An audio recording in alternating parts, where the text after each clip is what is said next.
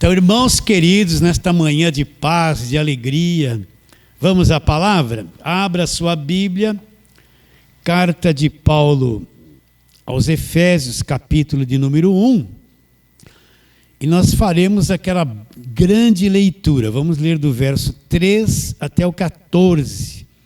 Eu gosto de ler, você leia aí, me acompanhe direitinho. Preste atenção no que você estará lendo. Verso 3. Bendito o Deus e Pai de nosso Senhor Jesus Cristo. O que o Deus e Pai já fez? Que nos abençoou, nos tem abençoado com toda sorte de bênção espiritual aqui na terra? Não. Nas regiões celestiais em Cristo. Assim como nos escolheu nele antes da fundação do mundo, quando você foi escolhido, está aqui, antes da fundação do mundo, para você ser o quê? Para sermos santos e irrepreensíveis perante ele, em amor nos predestinou para ele, para a adoção de filhos por meio de quem? De Jesus Cristo, segundo o beneplácito da sua vontade. Para louvor da glória da sua graça que ele nos concedeu gratuitamente no amado, em quem também, no qual temos a redenção, fim de toda a escravidão, pelo seu sangue a remissão dos pecados, segundo a riqueza da sua graça, que Deus derramou abundantemente sobre nós, de que forma? Em toda sabedoria e prudência, desvendando-nos o mistério da sua vontade, segundo o seu beneplácito que propuseram em Cristo, de fazer convergir nele, na dispensação da plenitude dos tempos, todas as coisas, tanto as do céu como as da terra. Nele digo, olha lá, no qual também fomos feitos herança, predestinado segundo o propósito daquele que faz todas as coisas, de acordo com a minha vontade, não, conforme o conselho da sua vontade, como ele quer, a fim de sermos para louvor da sua glória, nós de antemão que esperamos em Cristo. E hoje a tônica está aqui, em quem também vós, depois que ouvistes a palavra da verdade. O que é a palavra da verdade? É a lei? Não. O evangelho da vossa salvação. Quando vocês acreditaram neste evangelho da vossa salvação, vocês foram selados com o Espírito Santo da promessa, o qual é o penhor da nossa herança, é a garantia da nossa herança, até o resgate da sua propriedade em louvor da sua glória. Então a tônica hoje é o verso 3, em quem também vós, depois que ouvistes a palavra da verdade, o evangelho da vossa salvação, acreditou nele, foram selados com o Espírito Santo da promessa. Então, para chegarmos nesse ponto, temos que recapitular um pouquinho naquilo que nós lemos e meditamos no culto passado, na semana passada. Então, vamos à palavra. Vamos lá, Hebreus, capítulo de número 9. Você está em Efésios, vai um pouquinho para frente, vamos lá para o capítulo 9 de Hebreus. Vamos ler versos 15, 16 e 17. Era bom ler o capítulo inteiro, mas vamos ler só esses 3 versos. Hebreus 9, 15 a 17. Então leia com atenção, com cuidado, a tua mente sob controle, para você entender o que Paulo está dizendo. Por isso mesmo, olha lá, ele, que é Jesus, é mediador da nova aliança. Jesus é o quê? Mediador, o que faz uma mediação da velha aliança? Não, da nova aliança, a fim de que, intervindo a morte, ele teve que morrer para a retirada das transgressões que havia sobre a primeira aliança, recebam agora a promessa da eterna herança. Uma eterna herança, quem que vai receber? Aqueles que têm sido chamados.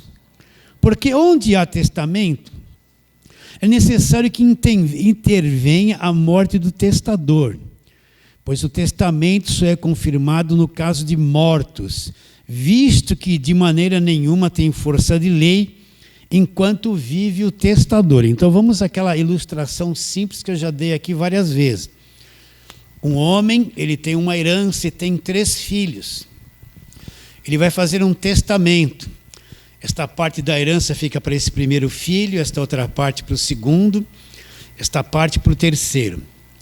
Só que só vai ter validade, os filhos só vão pôr a mão na herança, usufruir da herança, quando ele morrer.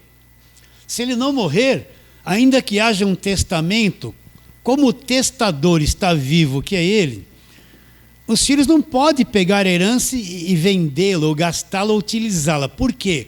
Porque o testamento não tem validade enquanto o testador está vivo. Agora, se ele morrer, então os filhos vão receber, de acordo com o testamento, a parte que cabe a cada um, e aí eles vão fazer o que eles bem entenderem com a parte deles. O que Paulo está explicando? Quando o Novo Testamento tem validade? Enquanto Cristo está vivo, ele é o testador. O Novo Testamento não está em vigor, a nova aliança não está em vigor. É isso que eu tenho que entender. Ele é o testador. Para o testamento, para a nova aliança ter validade, é preciso que ele morra. Ele é o testador. Se ele não morrer, como é que nós vamos nos tornar herança para Deus, conforme falamos na pregação passada? Então, para que nós nos tornemos herança de Deus, é um testamento que existe o testador, que é Jesus Cristo, ele tem que morrer para nós nos tornarmos a herança de Deus. Está bem claro isso? Olha como é simples de entender. Então, quando é que começa a nova aliança? Quando é que começa o Novo Testamento? Eu tenho que falar isso muito. A cada dia tem gente nova na internet que não entende esse arroz com feijão. O Novo Testamento começa com a morte do testador. Quando Jesus Cristo morre, derrama o sangue. Dali para frente que é o Novo Testamento.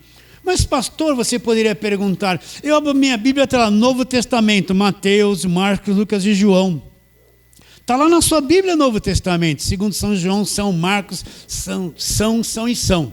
Mas Jesus, o testador ali está vivo ainda. Ele não morreu.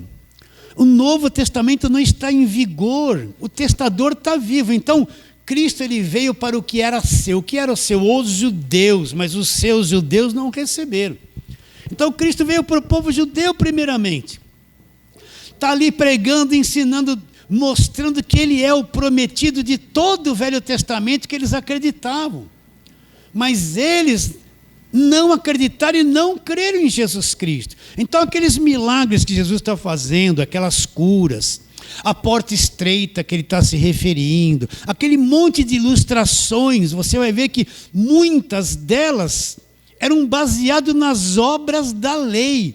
Não era baseado na graça de Deus. A graça de Deus não começou ainda. O testador não foi para a cruz ainda. Vou dar o mesmo exemplo. Aquele jovem rico chegou para Jesus, bom mestre, o que eu devo fazer para ter a vida eterna? Jesus não falou assim, não, pela graça sois salvos. Acredite em mim, que você vai ser salvo e vai ter a vida eterna. O que Jesus disse para ele? Sabes os mandamentos. Por que Jesus não pregou a graça para ele? Porque a graça não está em vigor, gente. O testador não morreu, a nova aliança não começou. Então Jesus diz, sabes os mandamentos, não adulterarás, não matarás, não... Ah, Senhor, eu guardo isso desde a minha mocidade. Por que Jesus apresentou a lei para ele? Que a nova aliança não está em vigor. Vocês estão entendendo isso? Vocês estão olhando para mim, entendendo? A mente está renovando? Então muitas coisas que Jesus fez em Mateus, Marcos, Lucas e João, não é evangelho. Porque ele não morreu.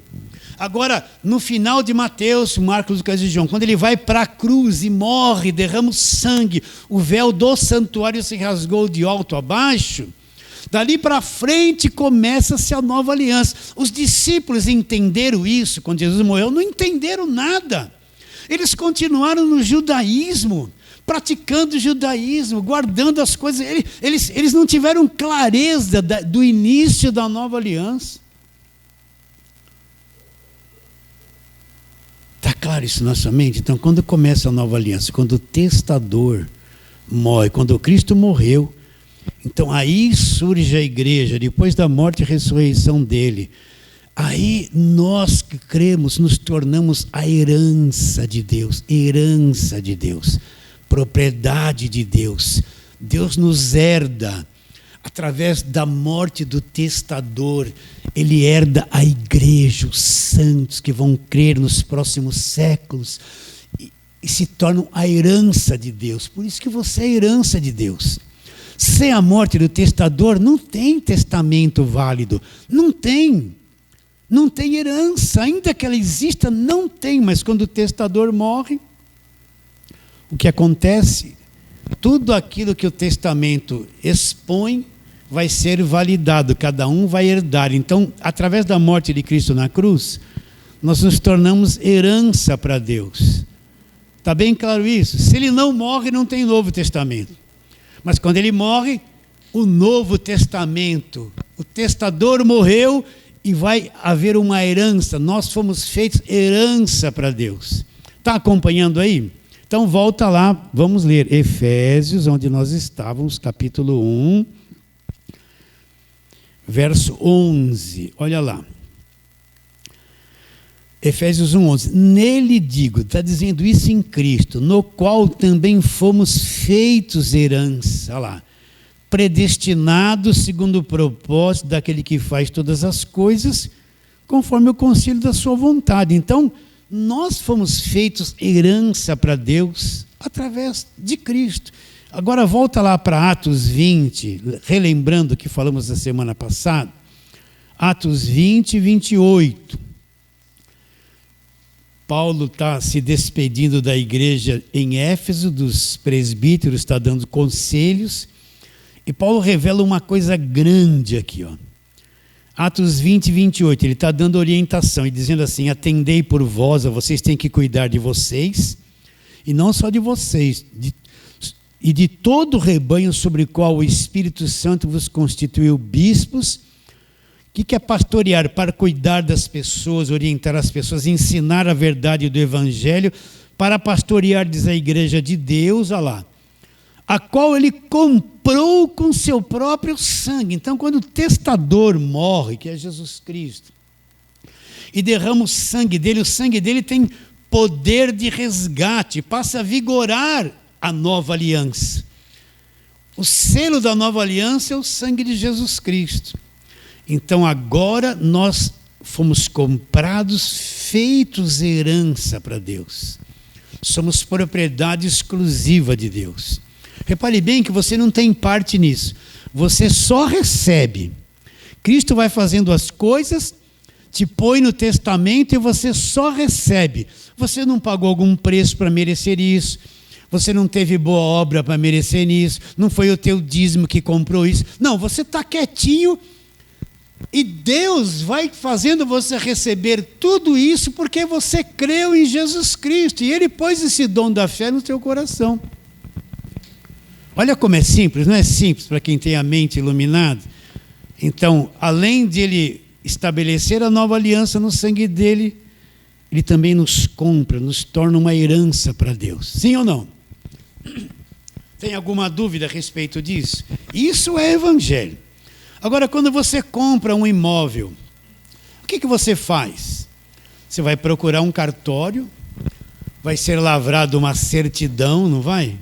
Não, é escritura, você vai registrar a escritura e a partir do momento que ela está registrada, está ali, fulano de tal é dono a partir de agora dessa propriedade. Qual é a garantia que a propriedade é sua? Se aparecer alguém um dia na sua porta, há 50 anos atrás a minha mãe morou aí, essa casa é minha, prova que essa casa... Não, mas ela morou, tem um sentimento. Mas você fala assim, olha aqui, ó. A documentação, tem uma escritura registrada que essa propriedade é minha. E não tem nada a ver com você, ela é minha agora. A garantia não é você dizer que ela é tua. A garantia é a escritura registrada que prova que ela é tua. Está bem claro isso? Sim ou não? Não é? Então isso que Deus faz. Agora Cristo morreu, nós somos feitos herança. Transferidos das trevas para Deus, comprados pelo sangue. O que Deus vai fazer agora? Ele vai lavrar a escritura. Entende?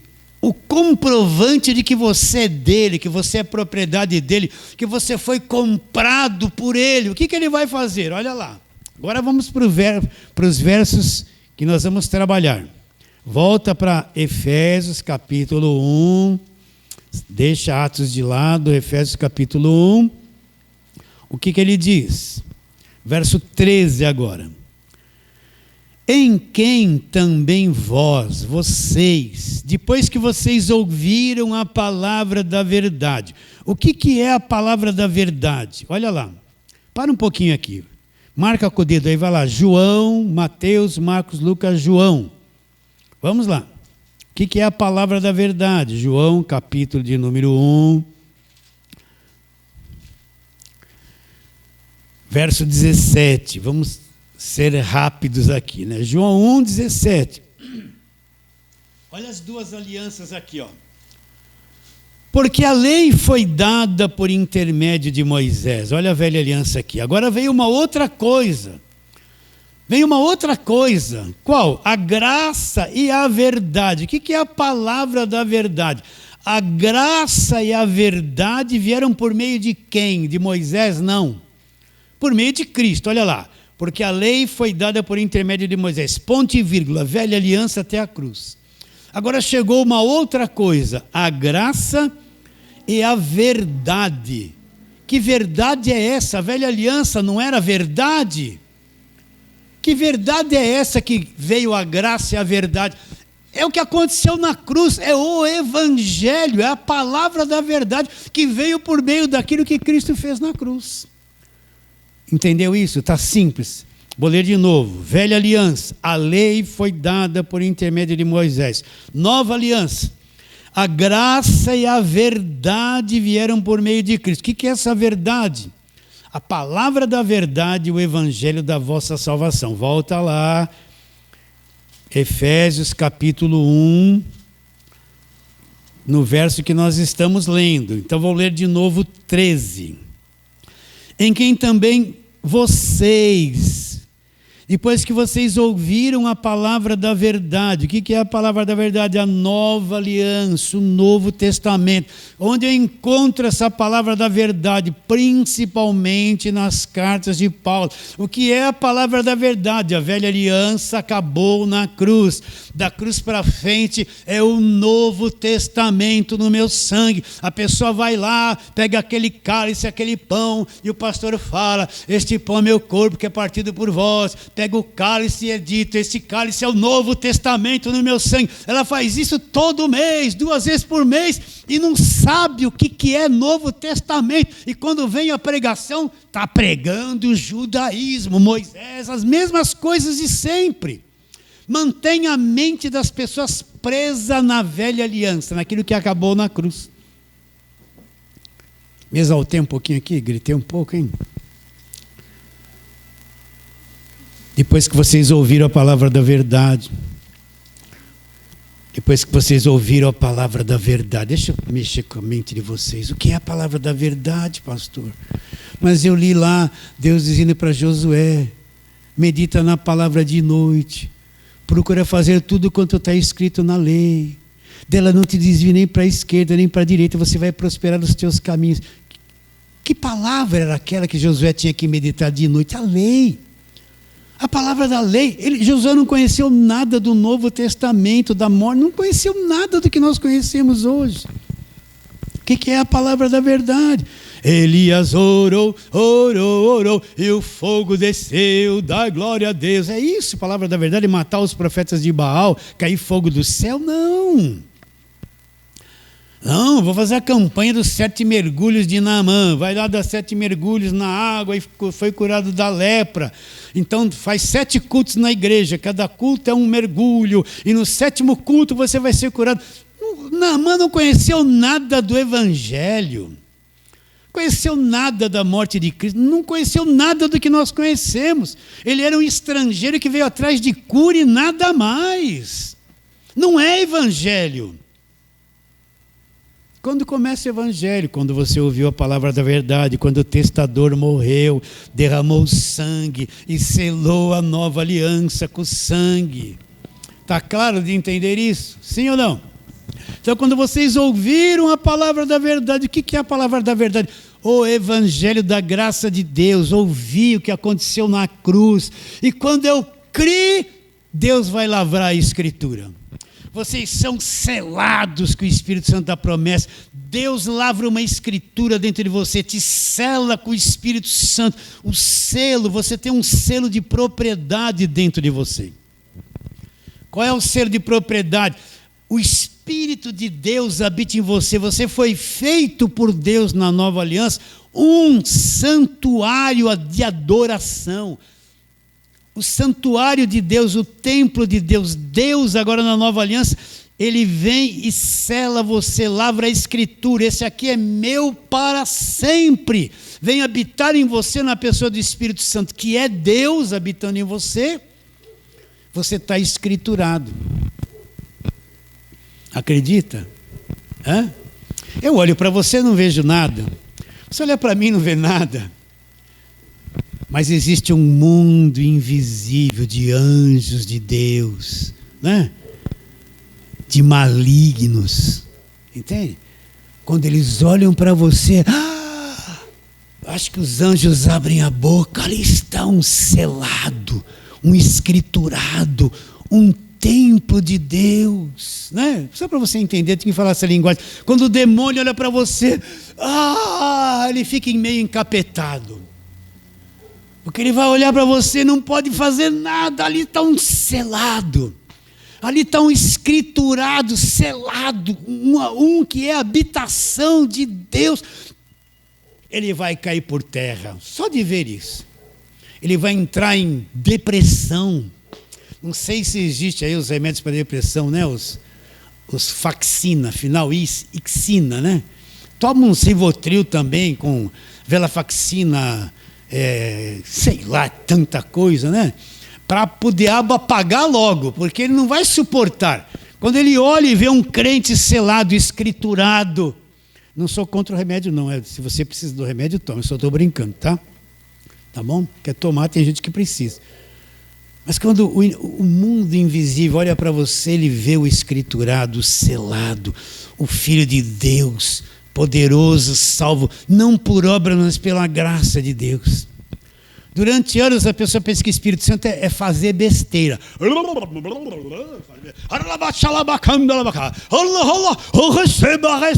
Receba.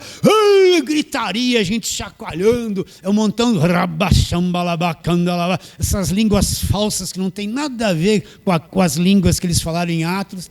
É um pentecostalismo cego, onde ninguém pensa, fica tudo fazendo assim, se entortando, mulherada rodando. Uma palhaçada completa. Aí vem os reveladores, estou vendo isso, Deus manda te dizer, você de camisa branca, receba, o anjo desceu, o varão chegou, recebe, todo mundo, gritando dentro da igreja. Eles pensam que o Espírito Santo é... Todos quantos foram cheios de Espírito Santo tiveram um comportamento cheio de sabedoria, foram pessoas equilibradas, cheias de conhecimento. Jesus foi batizado por João Batista, saiu das águas, foi cheio de Espírito Santo, nunca falou rabatúrias, não falou nada. João Batista era cheio de Espírito Santo desde o ventre materno. Quando ele nasceu não falou, não deu uma rajada de línguas, não deu nada disso.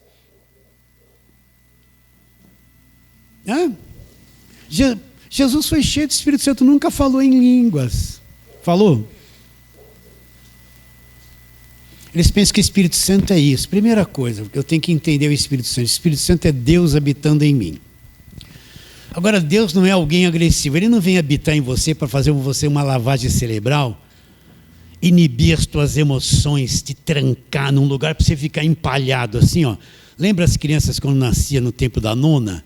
Enrolava a criança toda num negócio, você ficava que nem um casulo, aquela criança dura. Vocês lembram disso? Só os velhos que lembram. Ficava tudo duro assim, só com a cabeça para fora. Coitada da criança, não podia nem ter um relaxamento ali, né? Então eles pensam que o Espírito Santo, eles enfiam a pessoa num casulo, a pessoa fica assim, ó, eu quero ser guiado do Espírito Santo. Aí fala Espírito Santo, vira para a esquerda, vira para a direita, agora grita, agora fica quieto, agora dá risada. Isso não é Espírito Santo. Quando o Espírito Santo vem para você, presta atenção, ele vai encontrar um ser muito complicado, uma pessoa com a mente destruída, uma pessoa abalada emocionalmente, com o mundo emocional destruído. Ele vai encontrar uma pessoa confusa, tão meio esquizofrênica por causa do pecado. Entende? Então ele vem com a maior delicadeza, ele não vem para arrombar a porta, para pegar você fica assim, te joga no chão, não! Ele sabe que se ele fizer coisas erradas, ele vai te machucar, vai te atrapalhar. Então ele vem como uma mãe, que a criança está lá roxinha, se esperneando, vem com a maior paciência, põe um mamá ali para a criança se acalmar. Ele sabe que você é muito complicado, destruído pelo pecado, estragado, arruinado, está todo atrofiado. Então o Espírito Santo vem e te sela, você é um filho de Deus. Agora vai começar uma obra, de dentro para fora. Ele não vai falar assim, não pensa mais nisso, senão você vai ser castigado. Não vai mais para lá, se você for, vai para o inferno. Não. Agora ele vai começar a influenciar o teu homem interior. Você nasceu de novo, nasceu no Espírito. Dali de dentro, ele vai começar a trabalhar na tua mente. Ele não vai dar apagão na tua mente, não vai fazer lavagem cerebral. Ele vai começar a infiltrar o Evangelho naquela cabeça confusa que você tem, naquela cabeça viciada do passado, naquela cabeça adúltera do passado, cheia de minhoca se mexendo, de coisa errada que você tinha na cabeça. Agora você vai ouvindo o Evangelho, chega na igreja com a cabeça aquilo. Agora ele vai começar a trabalhar por coisa certa no meio daquele formigueiro todo, com a maior delicadeza, para você acompanhar o processo de transição, de sair da escravidão e vir para a luz. Começa a grande obra do Espírito Santo em você. Você vai começar a ouvir o Evangelho, ele vai implantando na tua mente, no meio daquele formigueiro de coisa errada, as coisas certas, tudo começa fraquinho. E ele vai trabalhando e você vai aprendendo o Evangelho, vai se reestruturando, vai mudando. Com o tempo ele vai desalocando aqueles pensamentos errados, aquela cabeça errada, atrapalhada. E vai mudando, a tua mente vai se renovando, você vai enxergando um outro tipo de vida. Você chegou diante dele angustiada, depressiva, mal, ruim, com síndrome disso, pânico daquilo. Ele te selou, você é filho, mas teu mundo emocional é um turbilhão de problema. Olha, estou até me expressando demais, né? O que ele vai fazer? Antigamente no passado, cura interior. Vinha um cara, punha a mão na sua cabeça, receba a cura interior. A pessoa pensava que ela ia lá, o profeta vinha, põe a mão na cabeça, ela ia acordar assim, nunca mais vou sentir nada errado. Palhaçada, não existe esse negócio de cura interior por imposição de mãos. A cura interior é quando você vai aprendendo o Evangelho, o Espírito Santo delicadamente vai fazendo a tua cabeça com a verdade, os teus pensamentos vão entrando em ordem e os sentimentos ruins vão sendo desalojados. Por quê? Porque um bom pensamento traz um sentimento bom. O bom, a cabeça feita pelo Evangelho, que compreende, acalma o mundo emocional. Por quê? Porque ela entra na paz, na segurança. E o que acontece, o mundo emocional dela vai entrando num equilíbrio de dentro para fora. A maior obra do Espírito Santo não é língua estranha, milagre. A pessoa quer ver milagre, milagre, milagre, milagre. Receba, né? A maior obra do Espírito Santo, ela leva anos, é de dentro para fora. E se você não ouvir o Evangelho, essa coisa não vem. Pode ficar pregando o Velho Testamento, estudando todo o Velho Testamento, você vai continuar na mesma situação. Quando vocês ouviram a palavra da verdade, o Evangelho da minha salvação, o Evangelho que não é velha aliança, é nova, o Evangelho da minha salvação, quando eu acreditei no Evangelho, para acreditar eu preciso ouvir para acreditar. Se não me chega o Evangelho, eu estou acreditando em quê? Que vocês ouviram a palavra da verdade, o Evangelho da nossa salvação, crie nele, veio a Escritura de Deus, fui selado, escriturado por Deus, com o Espírito Santo da verdade. Deus vem habitar dentro de mim. Vocês estão entendendo? Olha, repare que é uma coisa só que Paulo está dizendo. Você está em Efésios, olha, vamos lá. Ó, verso 3. Bendito Deus e Pai de nosso Senhor Jesus Cristo. Olha a obra do Pai aqui, que nos tem abençoado, nos abençoou com toda a sorte de bênção espiritual nas regiões celestiais. Olha lá, Deus que fez isso. Nos escolheu nele antes da fundação do mundo, para sermos santos e irrepreensíveis, nos predestinou para ele para sermos adotados como filho por meio de Cristo. Fora de Cristo não tem filhos, segundo aquilo que propuser a sua vontade. Para quê? Para nós louvarmos, para louvor da glória da sua graça que ele concedeu gratuitamente no amado. Parou a obra do Pai aqui. Agora quem que vai completar essa obra? Agora entra o Filho, Jesus Cristo, olha lá. No qual, agora o Filho vai trazer a redenção para essas pessoas, no qual temos a redenção pelo seu sangue, a remissão, o perdão, o pagamento de todos os pecados, segundo a riqueza da graça, que ele derramou abundantemente sobre nós, em toda a sabedoria e prudência, e nos desvendou o mistério da sua vontade, segundo o que propusera em Cristo, aquilo que ele quer, o beneplácito da sua vontade. Cristo se torna o centro de todas as coisas, de fazer convergir nele, na dispensação do tempo, quando o tempo se cumpre, todas as coisas nos céus e da terra. Cristo se torna o centro de tudo. Nele digo, agora Cristo nos torna herança para Deus, predestinado, fomos feitos herança, predestinados segundo a vontade daquele que faz todas as coisas conforme o seu conselho, a fim de sermos para louvor da sua glória, nós o que de antemão esperamos em Cristo. Acabou a obra de Cristo, agora entra o Espírito Santo, em quem também vocês, depois que vocês ouviram a palavra da verdade, o evangelho da vossa salvação, vocês acreditaram no evangelho, veio a escritura de Deus, vocês foram selados com o Espírito Santo da promessa. Esse Espírito Santo é a garantia de que vocês são herança e que vocês vão herdar toda a herança de Deus para vocês. Então o Espírito Santo não é desordem, não é baderna, não é um culto desajustado, todo mundo pulando, gritando. Vem aqui na frente, fala em línguas, vai dando glória, glória. Fala, começa a falar glória sem parar para ver se você não fala em glória, em língua estranha. Você está assim. Vocês estão entendendo? O Espírito Santo é alguém que veio para nós, agora ele pega aquele barro grosso, aquela pedra feia, e vai começar um trabalho, pôr numa forma, começa a lapidar um pouquinho aqui, entende? Para nós nos tornarmos semelhantes a Jesus. O mundo espiritual olha, o mundo invisível olha e fala, ali está um escriturado, ali está um selado com o Espírito Santo da promessa, ali está um filho. Eles olham a grandeza daquilo que Cristo te tornou através do Evangelho. Agora, repare bem, você que passou por muitos lugares, quanto tempo demorou para esse entendimento chegar até você? Quanta coisa você fez no passado que não era evangelho, você estava dentro de uma igreja evangélica. Quanto dinheiro você deu, vai prosperar, vai ficar rico. E não... Como você foi explorado, quantas pessoas você votou, que era o candidato do líder, e foi enganado. E não tinha conhecimento do evangelho. Até que a palavra da verdade chegou até você e você foi selado com o Espírito Santo da promessa. Então o que é o Espírito Santo em você? É o selo. Deus te selou, lavrou a escritura, você é dele para sempre. Ele está trabalhando de dentro para fora. Repare como a tua mente mudou. Eu tenho que contar esses detalhes, porque a gente ajuda os irmãozinhos mais novos. Repare como a tua mente mudou. Repare como a tua mente era antes de encontrar o Evangelho. Tinha conflito, insegurança, não tinha certeza de salvação, tinha desconfiança de alguma coisa, você estava ali amargurado com muitas outras, nem sabia, não tinha nem convicção de que era salvo.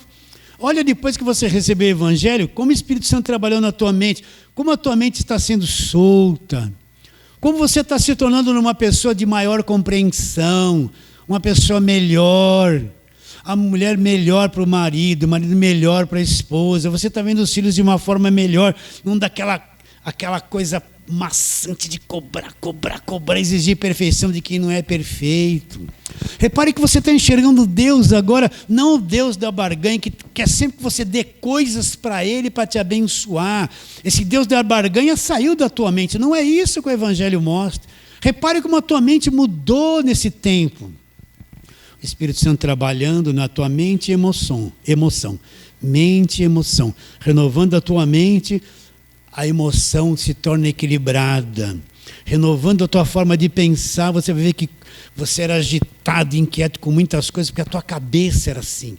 E se externava em emoções intranquilas, agitadas, perturbadoras. Olha como agora a tua mente, com conhecimento, sem gritaria, sem ninguém impor as mãos, sem ninguém ficar todo final do culto, está amarrado, sui, em nome de Jesus. Só com entendimento, olha a obra do Espírito Santo, daquele que te selou. Renovando de dentro para fora, vai mudando, tendo conhecimento. Então é como se ele estivesse olhando para Jesus e está te esculpindo aqui, ó, trabalhando em você para você ser semelhante a ele. No final você vai ser semelhante a Jesus. Selado com o Espírito Santo da promessa. Está claro isso? Mas pastor, fala mais, né? Então, agora é por isso que Paulo fala que nós nos tornamos o santuário de Deus. Vamos entrar agora nisso. O tempo está passando, mas vamos trabalhar nisso. Vamos lá, Gálatas capítulo 4, volta, né? Você está em Efésios. Essa palavra aqui distingue tudo que nós estamos falando. Ó, Gálatas 4, a partir do verso 4. Tudo que nós falamos está aqui. Gálatas 4:4. Abra aí e leia. Ó. Vindo, porém, a plenitude do tempo, quando o tempo determinado por Deus se completou, Deus enviou o seu filho. Ele nasceu de mulher, nasceu de uma mulher. Nasceu aonde? Sob a lei. Ele nasceu debaixo da lei. Cristo era judeu. Nasceu debaixo da lei. Gálatas 4:4. Versículo 5 agora. Para fazer o quê? Ele veio, nasceu de mulher, nasceu sob a lei. Para fazer o quê? Para resgatar os que estavam sob a lei. Tirar de debaixo da lei. Acabar com a lei. Resgatar. Tirar tudo que estava debaixo da lei. Pôr um fim na lei. Para resgatar os que estavam sob a lei, a fim de que recebêssemos a adoção de filhos. E porque sois filhos, o que Deus fez? Enviou ao nosso coração o Espírito do seu Filho que clama, Abba, Pai. De sorte que você já não é escravo. Você não é escravo. Você não é escravo. Você não precisa de culto de libertação, não tem demônio na tua vida, você não está debaixo de maldição hereditária, não tem brecha na tua vida, não tem nada disso, você não é escravo. Você é filho, sendo filho você é um herdeiro de Deus. Então quando se cumpre a plenitude do tempo, eu tenho que sempre trabalhar nisso. Deus envia Jesus aqui, ele nasce como eu e você, nasceu de mulher, nasceu debaixo da lei como judeu, debaixo da velha aliança, para fazer o quê? Para cumprir a velha aliança e tirar todos debaixo da velha aliança, acabar com a velha aliança, a fim de que agora nós recebêssemos a adoção de filhos. Agora isso já se cumpriu na nossa vida, porque eu sou filho, o que Deus vai fazer? Ele vai me escriturar, me selar, e porque sois filhos, Deus enviou ao teu coração o quê? O Espírito do seu Filho. Então eu posso dizer agora de uma forma carinhosa, Paizinho, Abba Pai, Deus é meu Pai, com intimidade, sem condenação, sem culpa, sem Deus de barganha. Você já deu dízimo hoje? Já fez o jejum? Não está fazendo jejum? Já fez a campanha? Já subiu no monte? Já foi lá na célula? Faltou uma vez na célula? Perdeu a salvação, vai pedir perdão lá na frente da igreja. Deu satisfação para o líder, você foi no aniversário, falou para o líder que foi no aniversário, não falou, vai pedir perdão que você pecou contra Deus. Não é isso? Para que recebêssemos a adoção dos filhos, eu digo, Abba, Pai. E porque eu sou filho, Deus enviou ao meu coração o Espírito do seu Filho que clama, Abba, Pai. De sorte, olha a libertação. Você já não é mais escravo, a gente era escravo antes. Agora acabou a escravidão. Você não é mais escravo, você é um filho agora. Deus não tem filhos debaixo de escravidão. Vou falar pela milésima vez. Por isso que crente verdadeiro não precisa de culto de libertação. Ele só precisa ter conhecimento do Evangelho. Está simples. Está facilitando essa conversa hoje? Está facilitando? Não é? Entende? Não é escravo, é filho. E agora que eu sou filho, Deus me escriturou, o Espírito Santo me selou, o mundo espiritual olha para mim e sabe que eu sou de Deus, tem uma escritura que é Deus morando em mim. Agora é que eu me torno o verdadeiro adorador. Agora que eu me torno o templo de Deus. Agora na nova aliança, a construção não serve mais para nada. O templo de Deus são pessoas vivas. Cada um de nós é um templo de Deus. E quando nós nos reunimos, estamos juntos para adorar a Deus, nos tornamos um templo grande de adoração. Nós somos os verdadeiros adoradores. Vamos ver o que Paulo fala. Primeira carta de Paulo aos Coríntios. Você está em Gálatas, volta um pouquinho, né? Primeira carta de Paulo aos Coríntios, ele está falando aqui para uma igreja pentecostal, que tinha todos os dons, e não sabia que o Espírito, ainda estava fazendo campanha de quarta-feira, busca de Espírito Santo, e não sabia que o Espírito habitava neles. Primeira carta de Paulo aos Coríntios, capítulo 3, Paulo fala isso no verso 16 e 17. Abra aí e acompanhe para ver como é que está escrito. Paulo nunca em suas cartas falou assim: meus irmãos, busca bastante o Espírito Santo. Paulo nunca nas igrejas falou: olha, faça um culto aí durante a semana para buscar o tal de Espírito Santo. Não existe isso. Paulo sabia que quando creu foi selado. Olha o que ele diz, verso 16: vocês não sabeis que sois santuário de Deus e que o Espírito de Deus habita em vós? Presta atenção. Se alguém destruir o santuário de Deus, o que Deus vai fazer? Deus o destruirá. Porque o santuário de Deus, que sois vós, quem é o santuário de Deus? Somos nós. É o quê? Sagrado, você é sagrado. Não sabeis que vocês são o santuário de Deus? E que o Espírito de Deus habita em vós? Mas pastor, eu não senti o fogo pentecostal, nem precisa. Pastor, eu não gritei. Eu fui 1000 vezes na igreja e puseram a mão na minha cabeça, glória, glória, eu falei glória, glória, ele não deu em nada, pastor. Aí eu olhava para uma irmãzinha, ela estava, ficava até com inveja, pastor. Eu fui 300 vezes lá na igreja e passaram o óleo, pegaram a minha cabeça e enfiaram, e as línguas nunca vieram. Sabe por que não vieram? Porque essas línguas lá eram tudo falsa. Não é a língua de Atos 2, que eram línguas humanas. Vocês estão entendendo? Meu Deus, preciso trabalhar muito nisso para limpar o ranço pentecostal da cabeça das pessoas, né? Agora perdi o que eu estava dizendo. Ah, sim, não sabeis que sois santuário de Deus e que o Espírito de Deus habita em vós. É pela fé. Você não precisa sentir coisas. As pessoas andam atrás de emoções. Elas pensam que fé...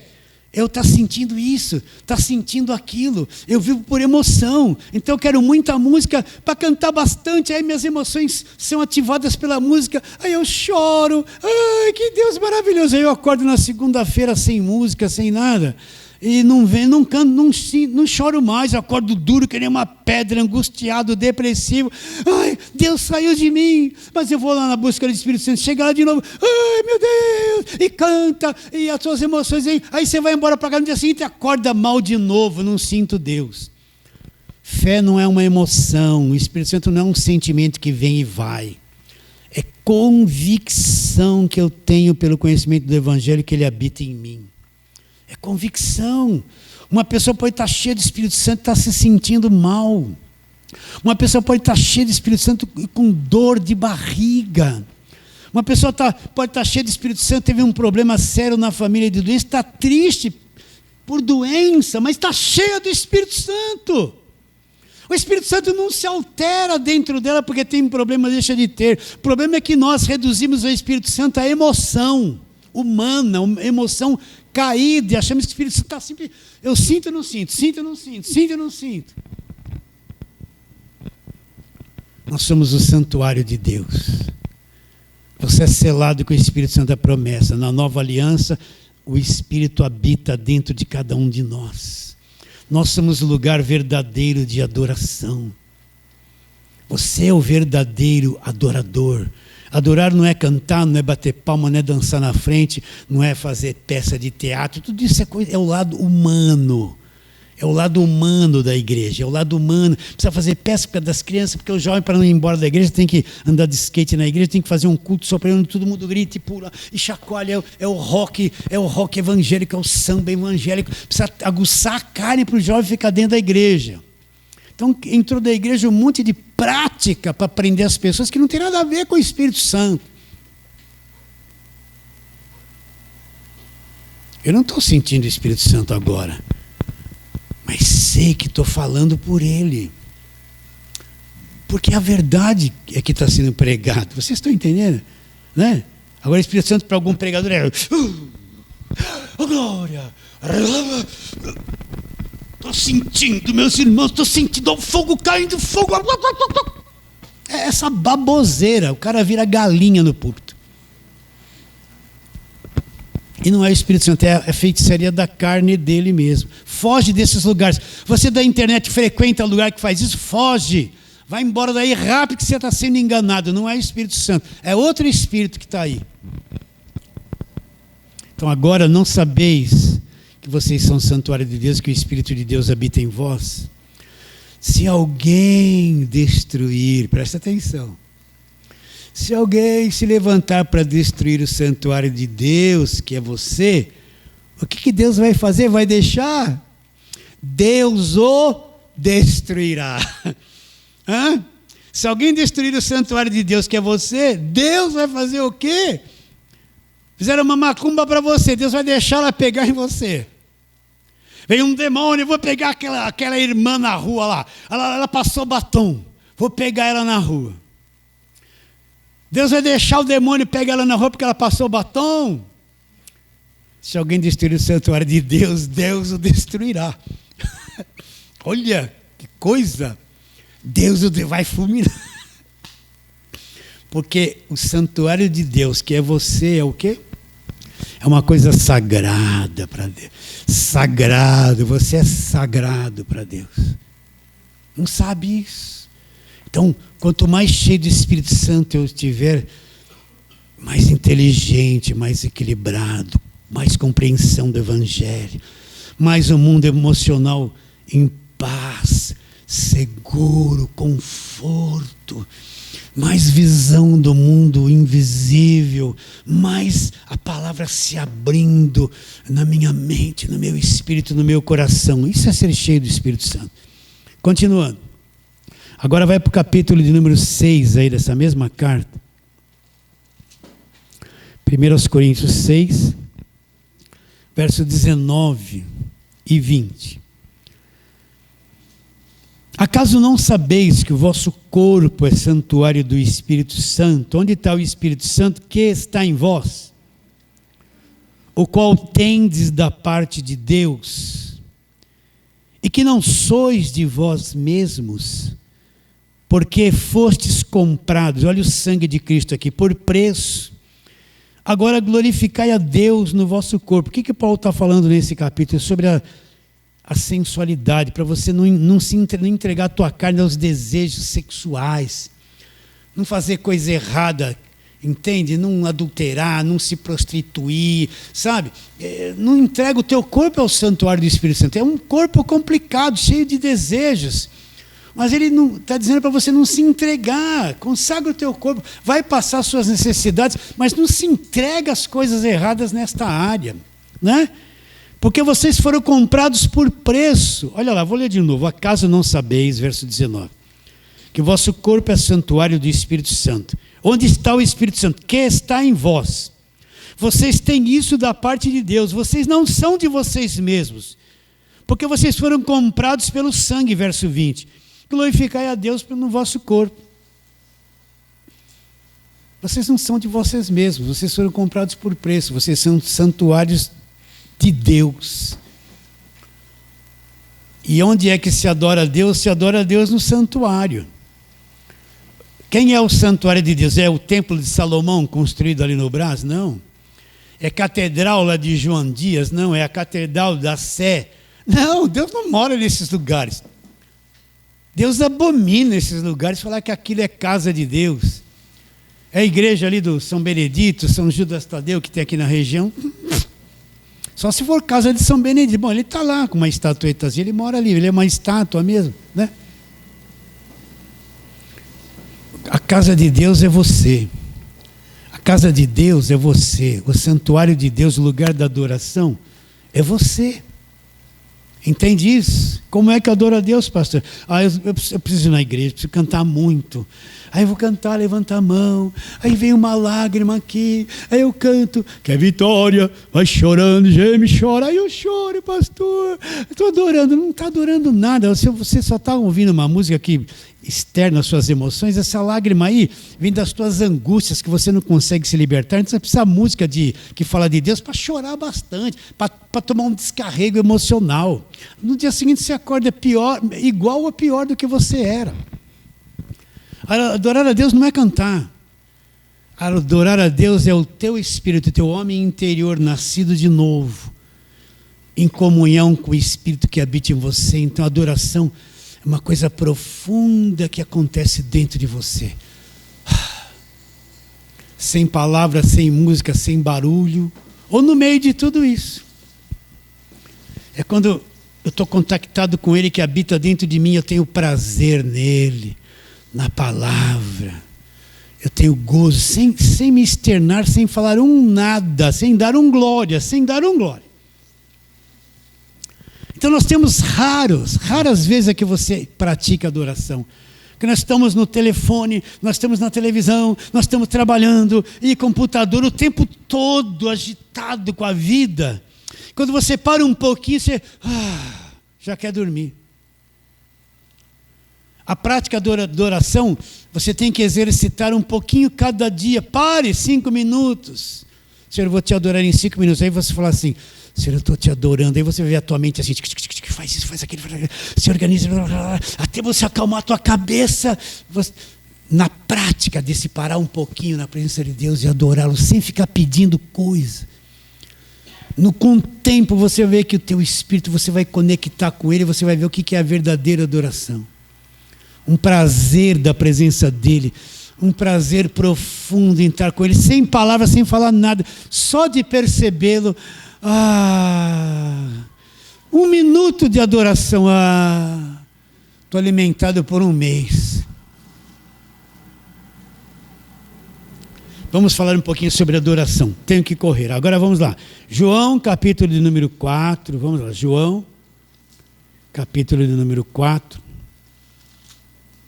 vamos falar da mulher samaritana e da adoração.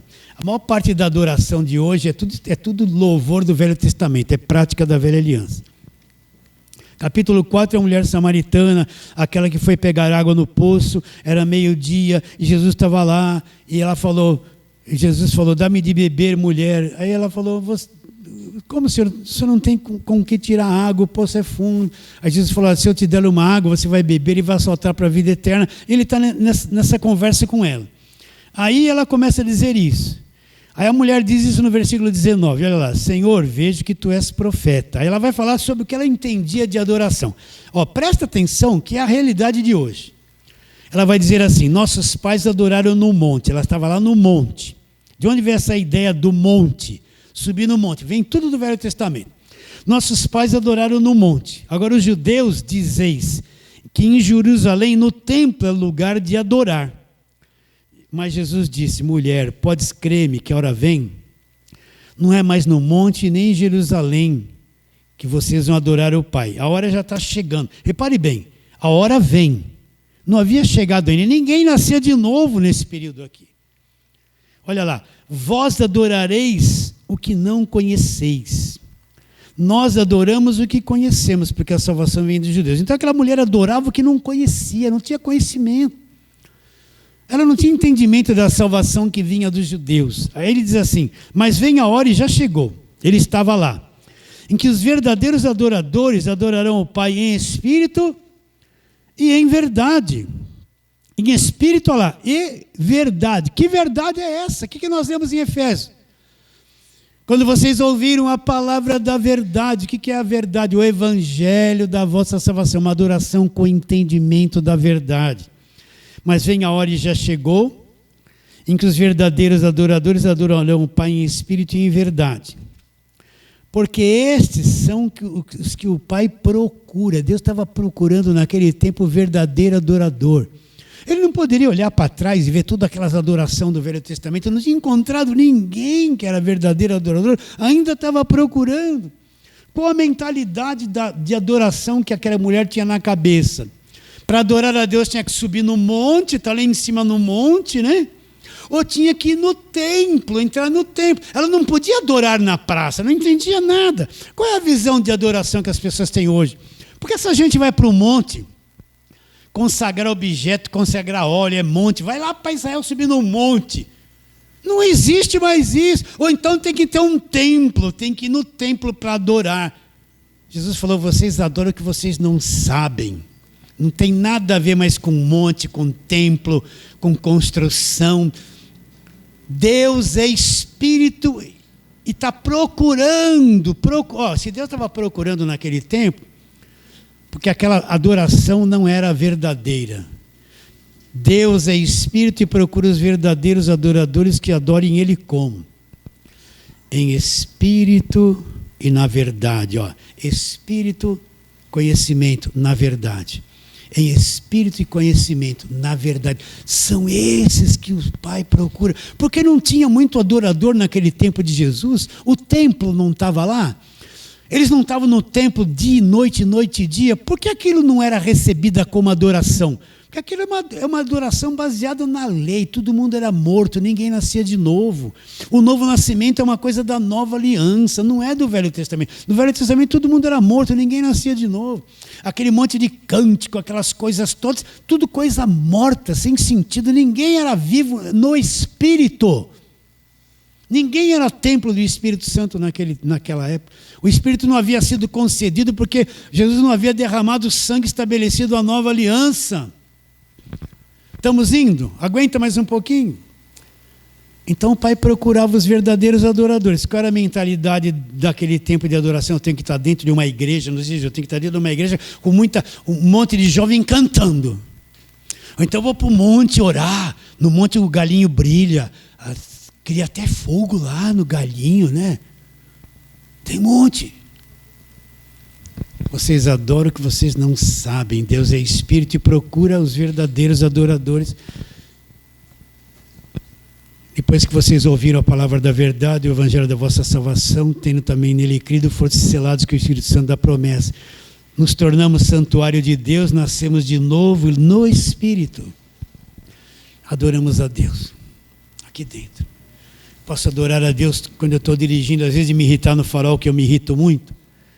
Às vezes falo assim, vai logo. É a mulher que estava ali na frente. Falo assim. Acho que ontem mesmo eu fiz isso. Aí abre o farol, tem que falar o que eu faço. Você pensa que eu sou um santão? O pastor está lá na frente, eu tenho os mesmos defeitos que você, gente. Abri o farol, falei, quer ver? Está olhando no celular. Como eu já conheço o lugar, eu saí de trás. Quando eu passei, eu olhei. Ela estava assim. Isso me dá tic-tic nervoso. Está olhando no celular, a mulher está olhando no celular. Pastor, você faz isso? Muito. Estou na carne. Vocês estão entendendo o que eu estou dizendo? Meu Deus do céu. Os verdadeiros adoradores são esses que nasceram de novo, têm o Espírito, selados com o Espírito Santo da promessa, santuários de Deus. Eu posso parar no farol, em vez de me irritar, um segundinho que eu olho bem para o farol assim, eu me concentro, e ali eu posso, em segundos, entrar no Espírito e adorá-lo. Não preciso de música, não preciso de nada. Adorá-lo em espírito, com conhecimento. Senhor, libertos do império das trevas, santuário de Deus, justificado, perdoado. Adoração é uma expressão do meu conhecimento da verdade, cheio de gratidão. Vocês entendem isso? E para terminarmos,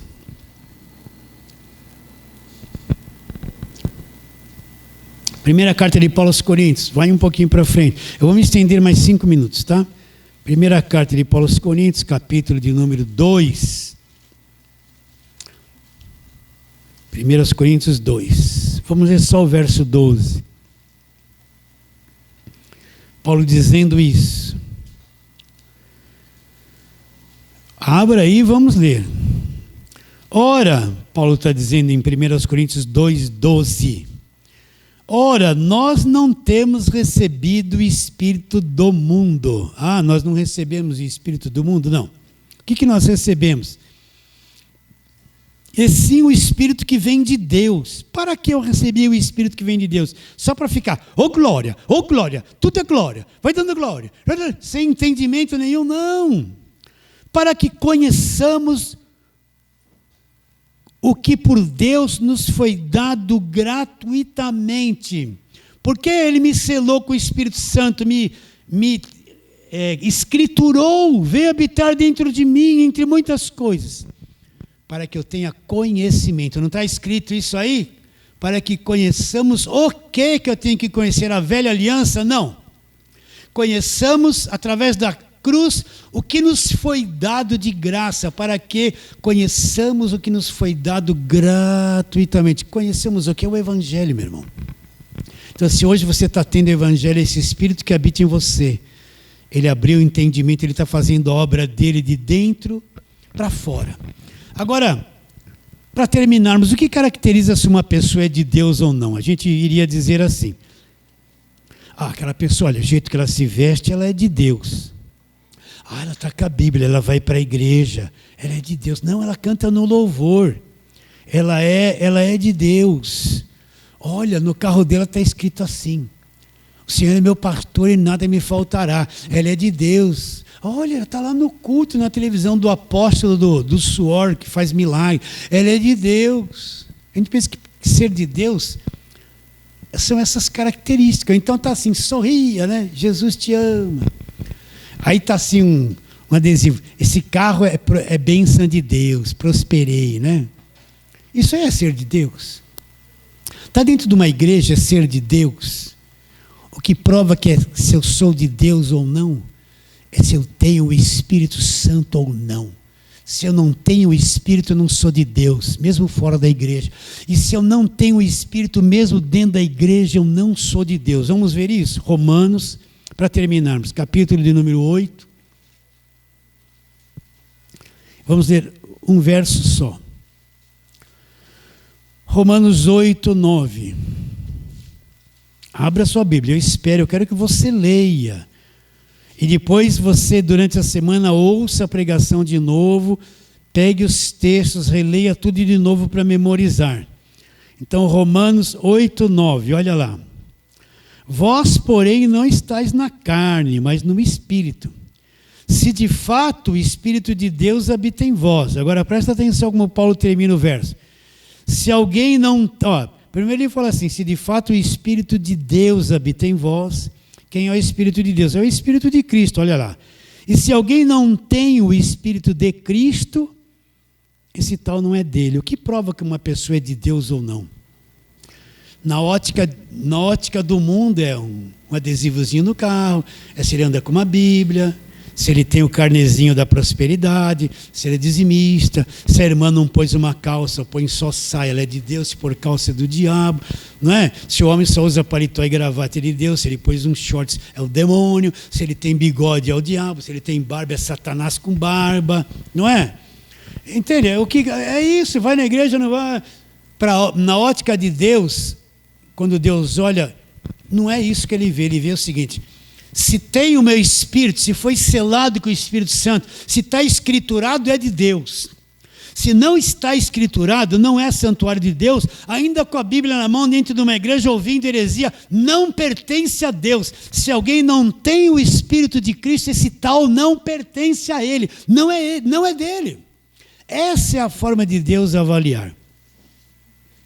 E quando é que eu recebo o Espírito, pastor? Quando eu ouvi a palavra da verdade. Você buscou o Espírito de formas estranhas no passado, mas quando ouviu a palavra da verdade, recebeu o Espírito sem aquele ritual velhaco e enganoso do pentecostalismo, é ou não é? Hoje você sabe que você tem o Espírito Santo, abriu o entendimento. Quando ouvistes a palavra da verdade, o evangelho da vossa salvação, não leia evangelho, tendo nele crido, fui escriturado. Recebestes, foram selados com o Espírito Santo da promessa. É o penhor, é a garantia de que nós somos de Deus, de que nós somos herança de Deus e que nós temos uma herança em Deus eternamente. Recebe a palavra de hoje, fala assim, amém. Então vamos ficar em pé e vamos fazer a breve oração.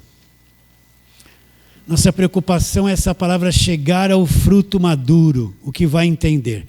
Oremos, Senhor, nós te adoramos pela palavra da verdade que é o evangelho da nossa salvação.